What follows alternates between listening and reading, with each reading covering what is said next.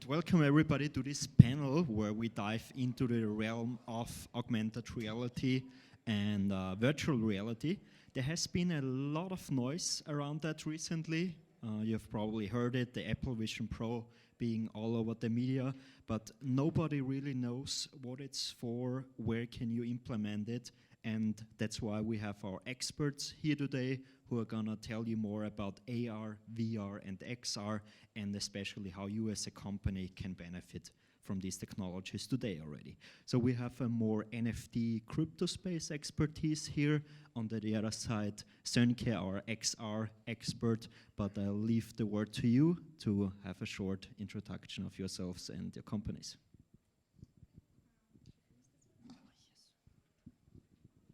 Hello, is it on? Yeah, can you hear me? Yeah. Okay, well, hello everyone. My name is Mariela. I am from Venezuela, and we are co-founders of a Web3 project. It's called Pixpel. We are a Web3 gaming and cryptocurrency platform. We provide tools for game developers and gamers within the Web3 sector. So our main goal is to unite this fragmented Web3 sector into one highly secure, high security ecosystem. This is basically what we aim to do. We're focused on security, and we are working right now. We are, to let you know, we're a startup. We're actually our early stages. So we are working right now with 2 blockchains. I don't know if you are familiar with blockchain technologies, but we work right now with blockchain, a very secure blockchain called Concordium blockchain, and Zeta chain. Actually, Concordium blockchain gave us a grant 2 years ago, and thanks to that, we have been working endlessly to change the history of Web3 because of the lack of security and the lack of regulations. There have been so many scams in the Web3 sector. I don't know who here hasn't been scammed ever, online or offline. You know, everybody has been scammed at some point, and we're trying hard to change this and to make the gaming space a safe space for everyone. Thank you. Okay, thanks for leaving me something to say. My name is Mariana Rojas. As you can see, we're twins. We work together in this project, Pixpel. And it's actually a lot of fun working together. Yes, it's a plus for us. And well, to add to what my sister said, we are a platform designed to give players and developers all the tools that they need to developers to boost their projects and for players to feel secure and have that trust, you know, to just play and have peace of mind and not deal with all these scams that are going on Web3, pretty much. Thank you. Yes, 1, 2, yeah. Hi, my name is Sönke Kirchhoff. I'm CEO and founder of In Space. We are a Berlin-based, Germany, Berlin-based company focusing on virtual reality, of course, in the transition of time. We call it extended realities now, as we are working in AR and mixed reality as well, but mainly, and that's where we come from, is virtual reality.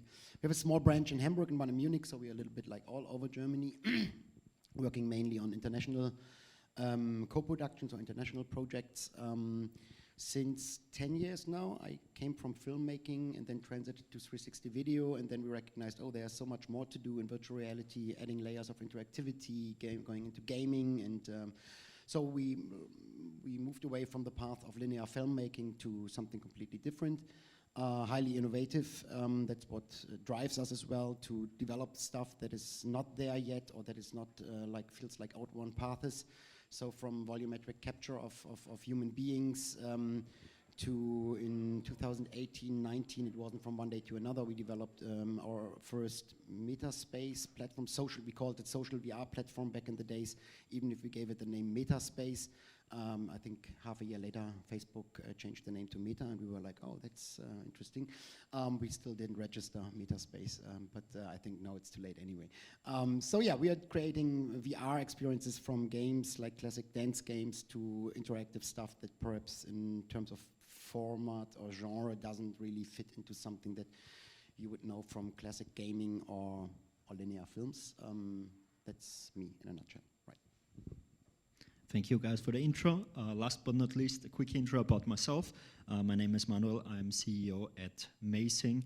We are specialized on augmented reality. Only on the other hand, that means we allow people to place products virtually in their own space, in their own home before they buy it. Furniture, for example, or a slot machine or whatever. So the stuff you can do with augmented reality is really endless. Sönke, we had a panel last year, very similar one, and maybe I can start with that question. What has been done in this year around AR, VR? What are the new things? Wow, yeah, well, quite a lot, I would say. Now, let me go back like 12 months. That's like really like time traveling in this industry, right? I mean, you just already mentioned the Apple Vision Pro finally was released, while from a German perspective, I must say it's released, but it's not released because it's not available in Germany, and they just announced the next market they will approach is China, and I think that's a huge market for them, and that's a market where Meta can't sell headsets at the moment, so that's even a bigger market for them. But it leaves the question open when it will be available in Germany. But that's future, and looking back to the past, I think with the Quest 3 we had a lot of opportunities in terms of mixed reality, like what I said, I'm coming from virtual reality, you're much more from augmented reality, and we see in these devices that it all comes together much more right now, and that's exactly what we could see a lot during the past 12 months, and finally with the release of the Apple Vision Pro in January, I think that's definitely a device where everybody could see how this all merges together, and real world, having goggles on in your living room and so on, all could, yeah, work together in a way now. Isn't that also like with the Apple Vision Pro and all these new devices? In the past, it was AR and VR, two completely different technologies, but now this tech is actually melting together and you can experience both dimensions from one headset. Can you put that maybe a little bit in perspective, Sönke? What does it mean for the gaming industry? Well, I think there's different layers or different levels how you can look into that, or different angles. One thing is that we can blend it, as you said, we blend it much more in the real world. We don't have to wear odd goggles that look like that. It's getting smaller, it's getting less intrusive, that's the right word. Like wearing it doesn't feel so odd, but as well when you wear it and other people look at you, it's not that much anymore. So you're much more fine wearing it on an airplane, in a train, in standard situations where you normally would have read a book, for example, or binge watched something on your iPad. Now it's getting more and more normal to have a headset and spend time and perhaps even money with content that attracts you. Same for living rooms, like in private environments. That's definitely something that we could see in the past couple of months happening more and more. The Quest 2 just dropped to 200 euros a device in Germany, which is super cheap, so there's not even the issue anymore that the price is too high, that it's only for people who really, like the Apple Vision Pro is the exact opposite of that. But in general, I think we can see that everything merges much more and is getting much more something that works together with reality, with the environment that you're in and where you want to interact with something, that it adds on, it's augmenting, less than being on your own in a social separating device and so on. Great, great. Of course, I don't want to leave you out because you came all the way from Venezuela. Yes. Actually, your question leads me to a huge metaverse. I don't know if everyone's heard about Decentraland. It's a metaverse where you also see augmented reality, and famous brands have purchased and invested a lot of money in lands inside the metaverse where they can showcase their products. So people can go they immerse in themselves with the, I don't know, I'm very not familiar with the headsets. I know about the Apple Vision Pro and the Meta Quest and the Oculus. Yeah, but you actually go into the metaverse and you can shop You can buy yourself some Nikes, sneakers. You can buy yourself a Tesla car. And what's most impressive is that people actually spend more money in the metaverse than in the physical world. So you can buy yourself, in the fashion industry, you can buy a beautiful Gucci dress that your avatar is going to wear inside of the metaverse. So people are actually spending a lot of time using these new technologies, and the VR and AR is actually being more part in our daily lives. Like it's being more normal. I mean, in my personal opinion, I still have my how can I say my thoughts. I don't know how to say it, because I'm a mother of two, and only imagining my kids being immersed a lot of time in another reality makes me a little bit nervous. But I have to admit that it's amazing that the technology can actually take you to a whole new world when you can be whoever you want to be, and you can wear whatever you want to wear and buy whatever you want to buy, but actually spending money on this virtual world. So it's amazing to see Decentraland that was born after the pandemic, where everybody had to stay home and they wanted to live these different lives and not be bored at their houses, you know, with their families all day. So they would immerse themselves here, and now that the Decentraland has gained a lot of traction, Tesla and all these big companies investing in this metaverse is actually amazing, and it makes you wonder what else is there to come. You know, it's much more. Yes. You want to add something, Mariela? Yeah, sure. It's really interesting, actually, all of these subjects, because there is so many opportunities for companies to grow and boost, you know, their products. And also, I find it really interesting that AR and VR can also be used for education. I think that's like the high point for me, because it depends on the hands you put these technologies on, but for education, as it's really, you know, really empowering. It can be really, really useful in these areas, for sure. For schools, for universities, for doctors, for everything. I'm not sure if we're taking questions now. Absolutely. I mean, it's going to be very easy, chill conversation. One thing I wanted to add here, also to put that in perspective of gaming. I mean, that's just the beginning now. We've seen Decentraland, it's always hype cycles, more or less, going up and down. Metaverse was a hype cycle, now it's going down again. Then Apple Vision Pro is coming, gives it another lift. And I think step by step we're getting better technology-wise. And then it's also going to be more interesting for gambling companies to invest into VR, where you can, instead of playing roulette on a flat 2D screen, on a normal 2D screen, you can go into the 3D world and also play roulette, virtually with an avatar or whatsoever. The biggest bottleneck, however, is 3D content creation still. That's something we need to figure out. So creating 3D models to scale is still a problem. Maybe, Sönke, you have also some ideas how to tackle that and how 3D models can be created, as this is the basis for all AR, VR experiences. There was a question over there. I don't know if you want to take that already. Yes, I have pretty lot of questions. I'm not sure if it's the right time to ask them, but it's much about comment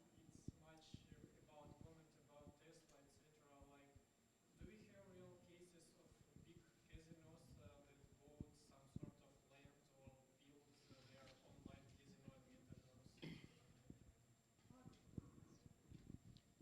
I don't know any like big casino that bought land in Decentraland and created their virtual casino. I don't know, but that doesn't mean that it's not existing or that it's not there, or that casinos are not perhaps investing in property first but not created the casino yet. I could imagine that there is as well, I mean, it's an international business though, and so there might be a lot of legal aspects behind that you need to look into before you're doing. I mean, it's not only in Macau then, right? It might be like something that someone uses in Munich or in Prague or whatever. So I think that's a lot of details to look into, and that's perhaps why it's not there. I never heard about it, which doesn't mean that it's not there. But I would assume that I would have heard about it if it really would be a big thingy and already happening. But one aspect of that is as well that it all merges together, and that's perhaps as well an answer to your previous question. In the past 12 months, perhaps in the past 2 years, I mean, we had the pandemic, then everybody went into Decentraland or Engage or Spatial or all these kind of platforms and figured out what can we do in there. But we figured it out, and then the pandemic, or we are still in the process of figuring it out, while the pandemic is already over and there is no real necessity anymore to do that. That's what we feel on one hand, and on the other hand, we recognize, wow, there's a lot of necessity in that, because we learned that there are so many things much easier or much more fun, or new business models in there. Now we have to find the way of really squeezing it together. Like before it was like a VR headset, which is different to an AR headset, or it's not even a headset, it's a tablet or a phone used as an AR device. Suddenly a new buzz came around with metaverse, and nobody really knew what to do with that and what exactly is the metaverse.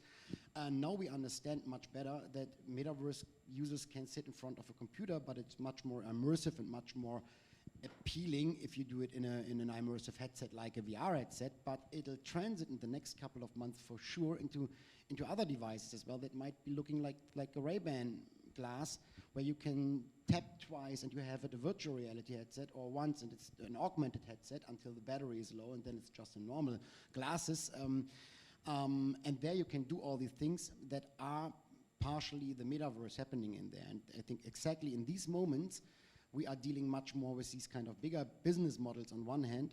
On the other hand, I think we should perhaps not, big companies always do it, they just copy paste what they did before and try if that works in the other medium as well. I think we've learned the lesson with VR that a lot of things do not work per se 100% when it's just copy pasted. Like coming back to where I come from, film. A classic 16:9 film doesn't make any sense to watch in a VR headset. There you want to have a 360 video or something interactive, otherwise you question why you don't watch it in a TV, but with a VR headset. So here as well, I mean, we can go back to other forms of gaming and gambling and so on to see if horse race perhaps in a completely different way with your privately created avatar horse makes much more sense and much more fun in there than just trying to make a live version of the real horse race in VR and how to track the horses, right? So I think we are on a very early stage here with things that we can think about, and in 5 years we can answer that, but then there will be real business models for these kind of casinos and so on as well, I think, if they think differently a little bit out of the box. 100%, and I think there is also a very interesting technology, namely blockchain, which we shouldn't leave out in the realm of AR, VR, and we have two experts here, so maybe Mariana, you want to explain how blockchain, NFTs play a role in AR, VR, in gambling. Of course, the NFT world and the cryptocurrency are coming together very nicely. For games, for example, as we are a gaming platform for the Web3 and we work with cryptocurrency, the NFTs, they are actually an asset that you own in the blockchain, right? So it's yours, nobody can tamper with it, that is your own asset, and the good thing is that in the play to earn games, it's actually that you can sell it, right, with other games, with other players, and that's the beauty of it, because it's ownership, what you have with the NFTs in the cryptocurrency. That's like the main point. It's the ownership that you have. And also the security within the blockchain, especially the blockchain we're working with its Concordium, that gives you that extra layer of security. So it's not just the ownership of your asset, but it's the security that nobody is going to, scam you. Or, for example, when you buy the NFT, you have the certainty with this layer of security that we have that nobody is going to run away with your money, right? It works seriously. The blockchain, it works like an escrow that with a smart contract the player buys the NFT and it stays in the smart contract. And then after the time and period of the smart contract ends, within the guidelines that both parties agree on, then when that is finished, the smart contract gives the money to the developer. In case that any of those guidelines was not met, then the money goes back to the player or the investor. So that's really a really good advantage, speaking from our point of view, which is Pixpel, that we guarantee that the NFT is yours and you're not going to get robbed at all. And speaking about the gambling sector, actually it's still evolving. There are many regulations with the betting industry. So we, as a platform, we are still not there. We are still focusing on Web3, the NFTs, and the cryptocurrency exchange. Actually, we also provide P2P to fiat. But in the gambling sector, I actually wouldn't know, because it's not a deep, we're not connected yet with that sector, and since it takes like at least 2 years to be set up with the regulatory,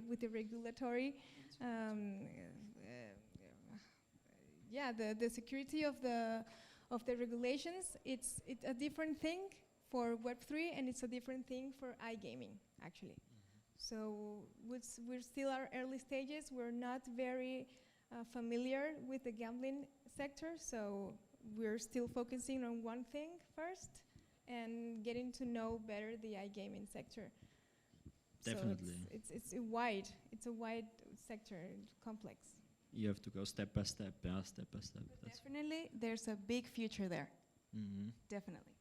In what sense exactly? How would you envision in the future? sense of, let's say, an online casino that also works on the blockchain, and each asset, each bet, it could be on NFTs as well, and pretty much, cryptocurrency. People can bet instead of fiat. With fiat money, they can bet with cryptocurrency. And actually, there was a woman, we spoke to her before.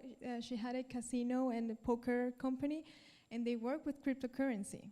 So I guess someone is already, touching the ground with connecting cryptocurrency with betting. No, absolutely. Also in the AR sector, I mean, or in live games, name it a sports event. It was in Qatar, the World Cup. They used augmented reality, so people could be in the stadium and hover over their phone over the players and then see how long the player ran for already in live. So that was live data used with augmented reality. I mean, now with the phone, it's a bit annoying. You have to keep the phone in front of your eyes. But imagine that's the glasses you anyways have on. And for example, if you're playing casino, if you're in the casino live, in the physical casino, that would be also an option. You go there, you see data without, having this kind of opportunity without using augmented reality. So that's huge. Maybe you have even more ideas here, okay? Also in VR. What's the question exactly? Sorry. No, just ideas how AR, VR can play a role in physical casinos, but also in online casinos. Well, manifold probably. I mean, we see like people sitting in front of 5 or 6 slot machines at the same time. And the moment when you have it in a headset, then you don't need to move around. You can have even more, like dozens of them in your headset, whatever. I'm wondering, like the European Union just started an initiative on virtual worlds where all these things, like it's not so much on blockchain, but that's of course all included in Web3 is a topic in there as well. How they will approach this and regulate this, because I think the European Union, the Commission is always very well known for regulating things, perhaps sometimes not in the way that everybody here embraces, I don't know. But there will be a lot of movement in the next couple, I would say 12 months.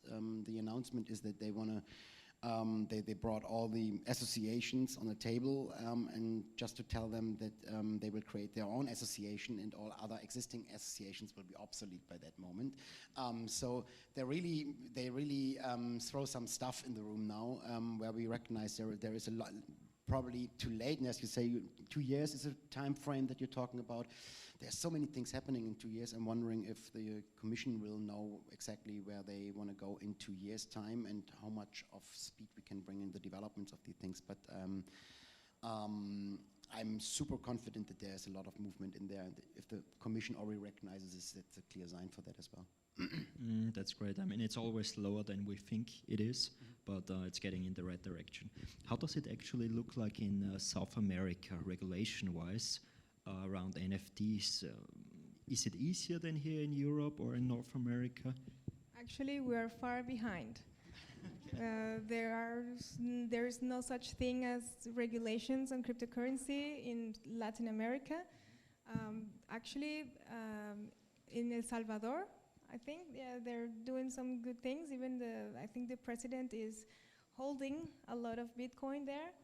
And in Mexico, they're also kind of like still learning about this new era. You know, banks are still very focused on their old ways. So maybe you talk to them about blockchain and they immediately think about fraud or money laundering. So it's kind of hard to actually get there and make them understand that it can be actually a high security thing for them. It could be good for them to open up, you know, their possibilities to start implementing these technologies. But I think Latin America has been very involved in fishy businesses, and and maybe they're not so open-minded about it. And actually, I thought now that I'm hearing people here from Europe say that in Europe they're not so open with that. But for me, you are so ahead of us. You know, in Latin America, we live in Venezuela and we get paid with USDT. So we use Binance. I don't know how we managed to do that in Venezuela.